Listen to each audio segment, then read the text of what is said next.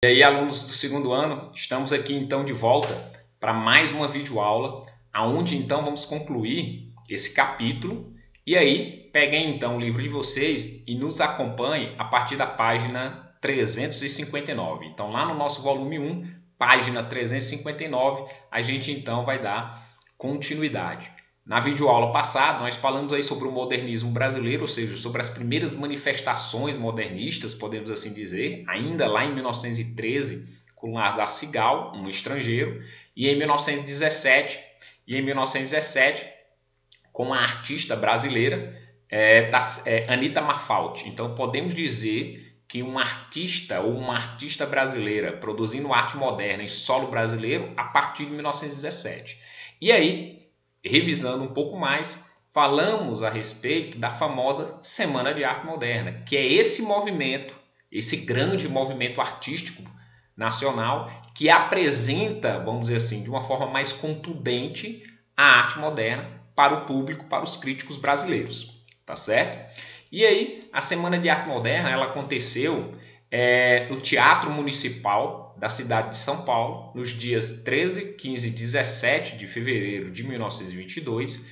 E por essa Semana de Arte Moderna, quais eram os objetivos desses artistas reunidos? O principal objetivo era então absorver todos os valores artísticos vanguardistas da Europa.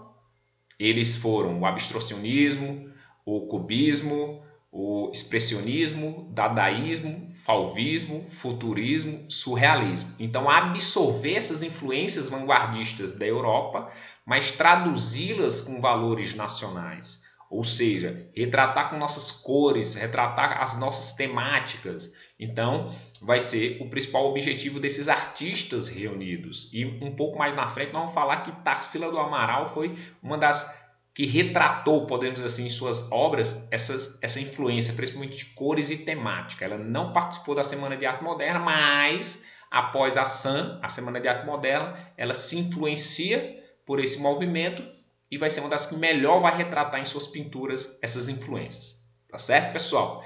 E aí, dando continuidade, então, lá na página 359 do livro de vocês, 359 e 360, vem falando a respeito de um dos artistas que participaram da Semana de Arte Moderna, o famoso Emiliano Augusto Cavalcante de Albuquerque Melo, ou seja, de Cavalcante. De Cavalcante, ele nasceu no Rio de Janeiro, né? Era um belo desenhista, gravurista. Ele desenhava charges para a revista conhecida como Fonfon. Era uma revista da cidade do Rio de Janeiro. E aí, isso em 1916. Então, em 1916, ele então fazia desenhos, ganhava a vida, né, fazendo desenhos, charges para a revista Fonfon. E aí ele vai então se casar com uma prima e vai se mudar para São Paulo. Ele se muda para São Paulo em 1921. E aí ele entra em contato com um grande grupo de artistas. E em 1922, ele, junto com esses artistas que ele conheceu, ele então vai participar e organizar também a Semana de Arte Moderna.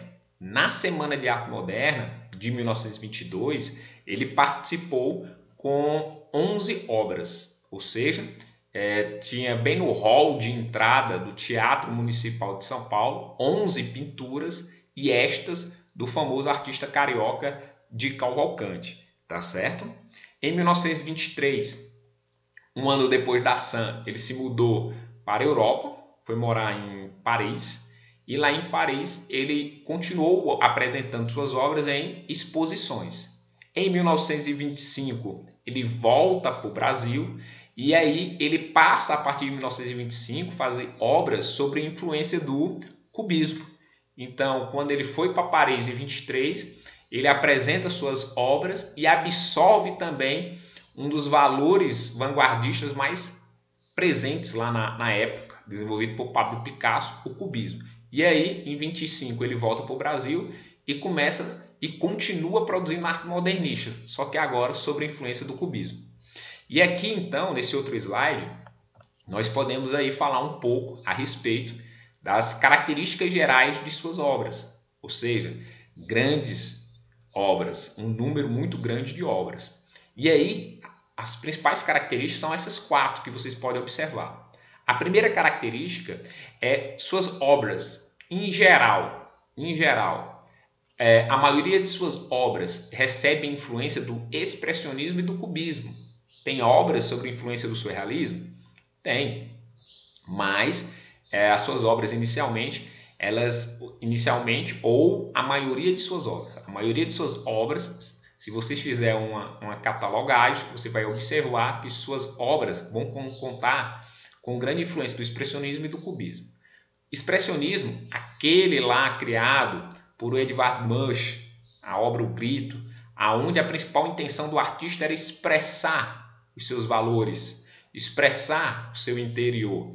E aí, para isso acontecer, utilizava linhas, cores, pintava os personagens, os objetos, as paisagens da forma que ele bem entendia, da forma que ele bem queria. Tinha um livre-arbítrio.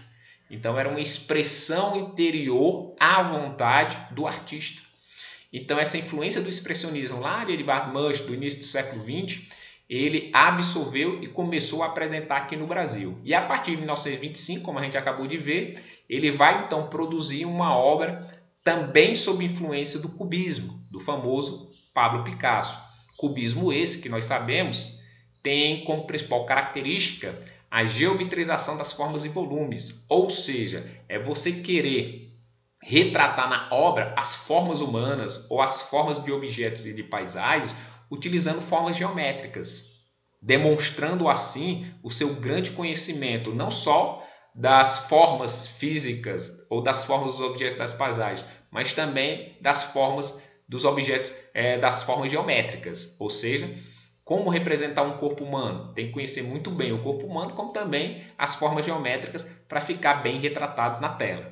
Então, a primeira grande característica do artista de Cavalcante é suas obras, em sua grande maioria, sob influência dessas duas vanguardas, expressionismo e do cubismo. Uma outra importante característica, a 2, é que ele vai também explorar em suas pinturas muito fortemente o cenário ou paisagens naturais do Brasil. Então, cenários brasileiros, paisagens brasileiras vão ser muito bem retratadas em suas obras, tá certo? Montanhas, rios, os mares, as praias vão ser muito retratadas. E aí, uma outra característica importante é que ele busca retratar em suas pinturas também temas sociais. Ou seja, ele vai retratar a questão da mulher. Qual mulher na nossa sociedade era a típica mulher brasileira? A mulata, em sua grande maioria. Temas sociais que vocês podem ver, a questão das favelas, dos operários, dos protestos sociais. Então, a sua obra tem também essa questão social, retratar os problemas que a sociedade vivia à época, início do século XX. Não eram poucos. Vocês em história veem que esse período ainda é o período aí da República Oligárquica, que o povo, em sua grande maioria, é esquecido. Início do governo Vargas, principalmente ali, querendo fazer uma política antagônica ao que era a República Oligárquica, uma política mais populista, podemos assim dizer, que depois passou a ser autoritária. E a quarta característica é uma das principais. Em suas obras, em muitas de suas obras, ele explorou a sensualidade da mulher brasileira, da típica mulher brasileira. Ou seja, ele em suas pinturas explora a sensualidade da mulata, mulher típica do Brasil. Então aqui eu quis trazer para vocês algumas pinturas, principalmente ressaltando essa beleza, essa sensualidade da mulher típica do Brasil, a mulata. Mas vocês também podem observar ao fundo aí um cenário típico também do Brasil. Um Brasil interiorano, de montanhas, de muitas partes verdes, de natureza. Ali, nesse quadro, você pode observar as mulheres deitadas, sentadas, e ao fundo, uma praia. Então, aqui era o cenário geográfico típico do Brasil à época. Então, nós podemos resumir como sendo as 4 principais características das obras do pintor de Cavalcante, A primeira, pinturas sobre influência aí do expressionismo e do cubismo. Explora em suas pinturas o espaço geográfico, olha aí, ó, espaço geográfico, paisagens típicas do Brasil. Explora também em suas pinturas temas sociais, como a favelização, a pobreza, tá certo? E também explora em suas pinturas a sensualidade da mulher típica do Brasil, a mulata. Aí são então as 4 principais características da obra do Di Cavalcanti, artista que se apresentou na Semana de Arte Moderna. E aí, uma outra artista modernista é a Tarsila do Amaral. Antes de falarmos propriamente dito dela, temos que falar um pouquinho da sua história. Ou seja, a Tarsila do Amaral, ela nasceu no interior de São Paulo, em 3 de setembro de 1886, na cidade interiorana do estado de São Paulo, conhecida como Capivari. E aí ela era de uma família abonada. A Tarsila do Amaral, ela era filha de um fazendeiro, ou seja, de um casal de fazendeiros. Então a Tarsila do Amaral era muito rica, para a época, muito rica, muito abonada. E aí, por ser rica, os seus pais, fazendeiros, então mandam ela estudar na capital, em São Paulo. E aí ela sai então do interior de Capivari e vai estudar em São Paulo. E aí ela conclui ali, podemos dizer, o ensino fundamental. E depois ela vai concluir seus estudos na Espanha. Olha aí, para a época demonstrando uma riqueza muito grande. Então ela vai concluir o seu ensino médio, que é o que hoje a gente chama de ensino médio, lá na Espanha. E lá na Espanha ela tem contato com a pintura. E aí é lá, em 1904, onde ela então realiza sua primeira pintura, sua primeira obra, conhecida como O Sagrado Coração de Jesus. É a sua primeira pintura, a sua primeira obra. E aí ela volta para o Brasil, e no Brasil, podemos dizer assim, ela vai querer fazer tipo faculdade. E aí ela vai se ligar aos estudos de arte. Ela então se liga aos estudos de arte. E aí, em 1918, estudando arte na capital, em São Paulo, ela tem contato e faz uma grande amizade com a Anita Malfatti, que a gente também já falou aqui nessa videoaula. E aí, é como se fosse a Anita Malfatti, professora da Tarsila Amaral. E elas se tornam grandes amigas. Em 1920, né, ela então foi estudar, foi dar continuidade aos seus estudos de arte em Paris, lá em Paris, e ela fica em Paris até junho de 1922. Através de cartas, a Anita Malfatti entrou em contato com a Tarsila do Amaral, dizendo que em fevereiro de 22, no Brasil, tinha ocorrido a Semana de Arte Moderna, movimento artístico modernista, o qual Tarsila do Amaral, lá em Paris, na França, estava tendo grande contato.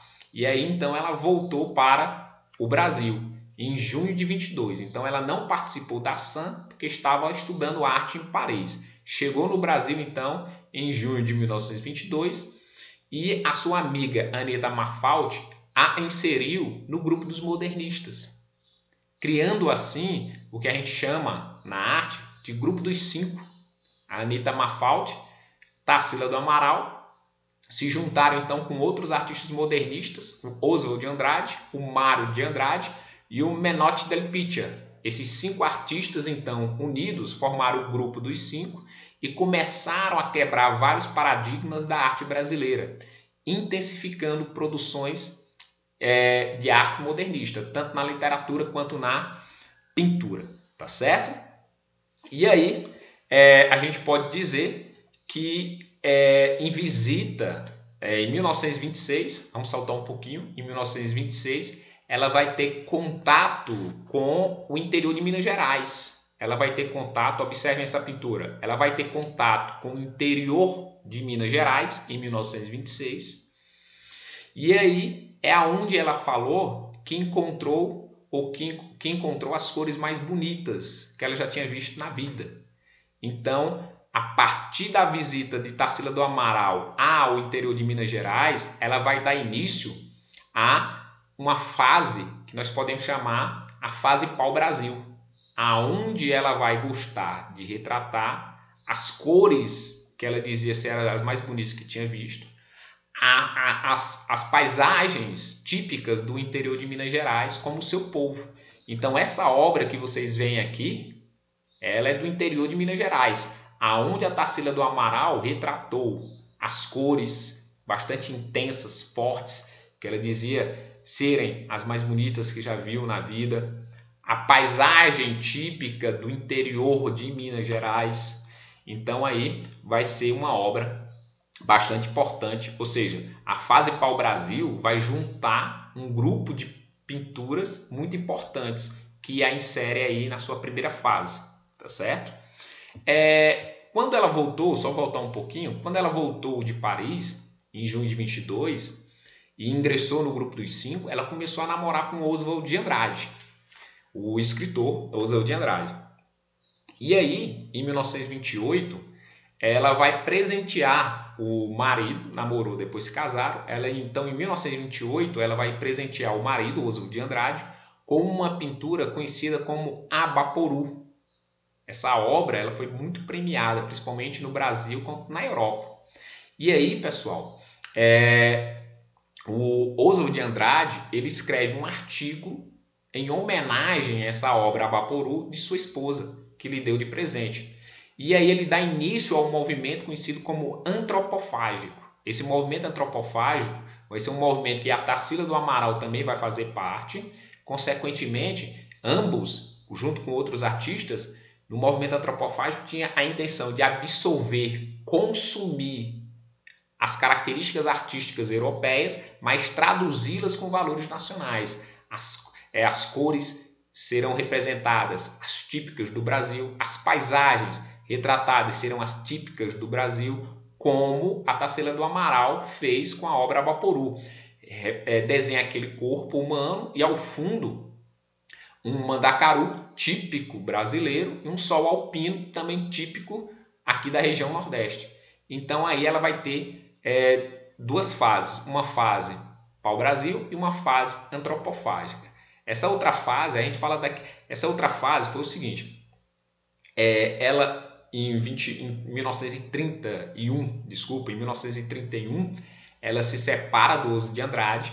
Infelizmente o Oswald de Andrade a traiu. Como estudante de 18 anos, ela se separa e começa um novo relacionamento com um médico comunista. E aí esse médico comunista apresenta Anita Marfalt e suas obras à Rússia. Ela, em 1931, ela fez uma exposição de arte lá na Rússia, em Moscou, se encanta com o comunismo e quando ela então voltou para o Brasil, ela, sob influência do comunismo soviético, ela retratou essa influência na obra Operários, onde você vê aqui o cubismo presente e os rostos dos imigrantes que trabalhavam nessas indústrias do Brasil à época, em 1931. Tá certo? Então, sob influência aí do comunismo, ela retratou essa obra aí. Então, nós podemos dizer que a obra Tarsila do Amaral, ela tem duas fases. Uma fase pau-brasil e uma fase antropofágica. E uma terceira, podemos dizer assim, fase, que é essa sob influência do comunismo soviético. Ela chegou a ser presa durante um mês. Aí é onde ela se separa do marido médico e infelizmente veio a crise de 1929 que quebrou o seu pai pela primeira vez na vida. Por incrível que pareça, a Tarsila do Amaral, para se sustentar, teve que trabalhar. Então ela começa a trabalhar em 29, 30, 31 e por aí vai.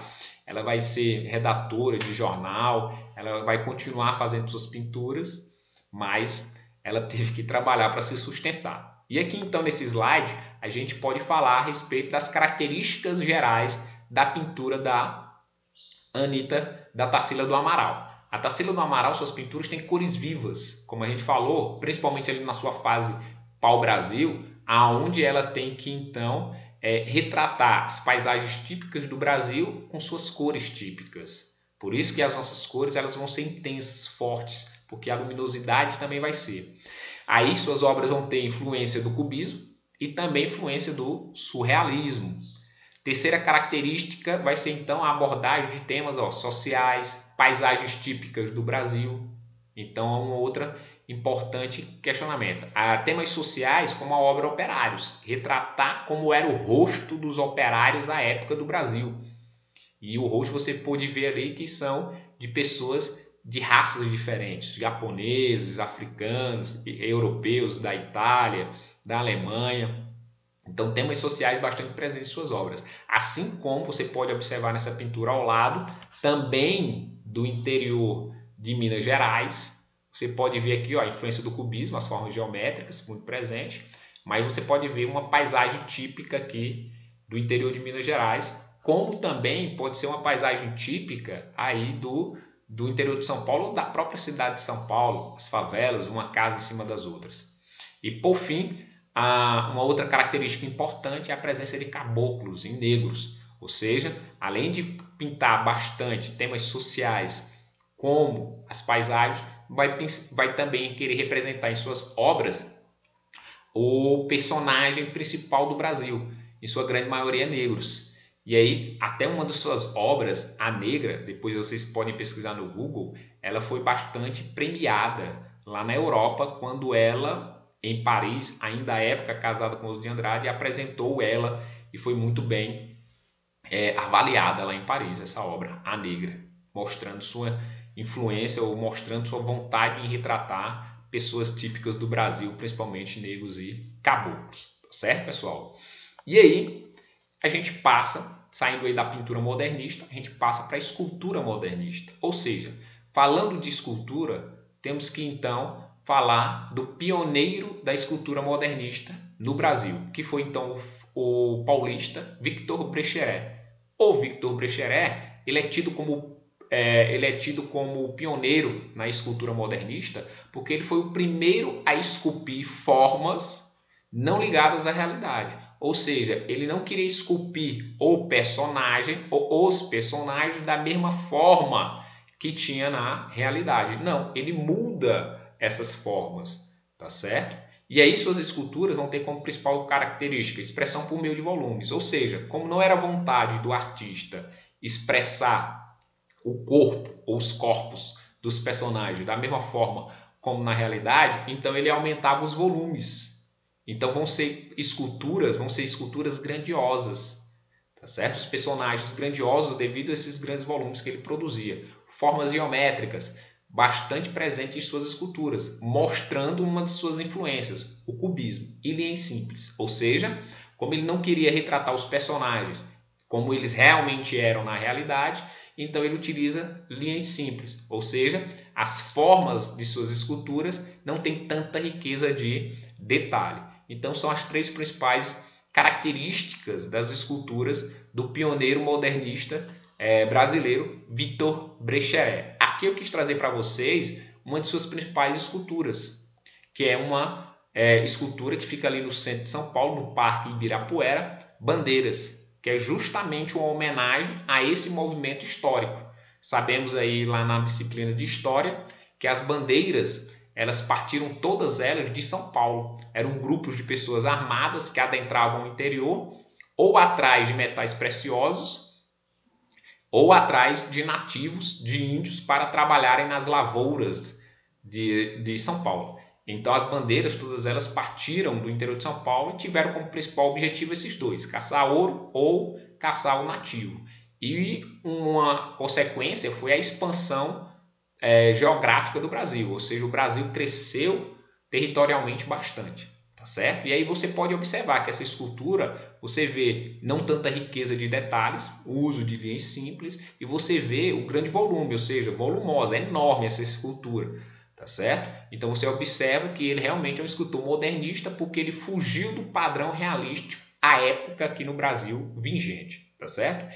E para nós encerrarmos, saindo aí um pouco desse modernismo desenvolvido em São Paulo, o modernismo desenvolvido no Rio de Janeiro. Já no Rio de Janeiro tiveram dois importantes artistas, o Ismael Nery e o Cícero Dias. Apesar do Cícero Dias ser nordestino, mas passou a produzir obra modernista morando no Rio de Janeiro. O Ismael Nery, a sua obra, ela vai ter 3 fases, ou seja, suas obras, podemos dizer aí, de 22 até 27, as suas obras vão ter 3 influências: expressionista, cubista e surrealista. São as três principais influências. E aí nós podemos dizer que as suas principais características: buscava o universal, nunca o preocupou a eventualidade de uma pintura brasileira. Ou seja, quando ele diz que buscava o universal, era retratar uma temática que todos os brasileiros das camadas altas e baixas conhecessem.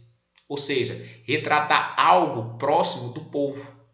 Representação principalmente de figuras humanas. Ou seja, nada melhor do que típico do Brasil do que o seu povo. Então retratou bastante figuras humanas, inclusive ele. E inclusive retratou ele com, infelizmente, sua doença à época, a tuberculose, que era o câncer da época. E infelizmente ele veio a falecer disso.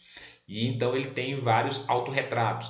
Então figuras humanas e principalmente retratar aquilo que era típico do Brasil, concreto, era seu principal objetivo. Já o Cícero Dias, ele vai dar um novo ar às temáticas nordestinas, ou seja, sua obra vai ter como principal característica retratar pura e fielmente temas nordestinos, mas sob a influência do modernismo.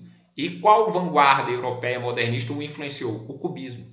Vocês podem pesquisar aí no Google que o Victor Brecheret tinha amizade com o Pablo Picasso e, consequentemente, ele vai utilizar essas formas geométricas para retratar as temáticas do Nordeste, como também ele vai retratar bastante a temática do Nordeste sob a influência do surrealismo. Então vão ser duas vanguardas em que ele vai retratar intensamente a temática nordestina, o cubismo e o surrealismo.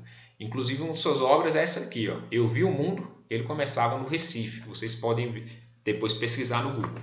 E tem no livro de vocês também.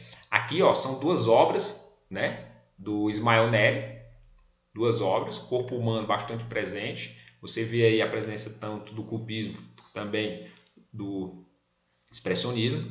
E aqui você vê a influência aqui do cubismo de uma obra do Cícero Dias, uma temática típica do Nordeste. Então, pessoal, a gente encerra nossa videoaula por aqui e até então a próxima nossa videoaula. Abraço!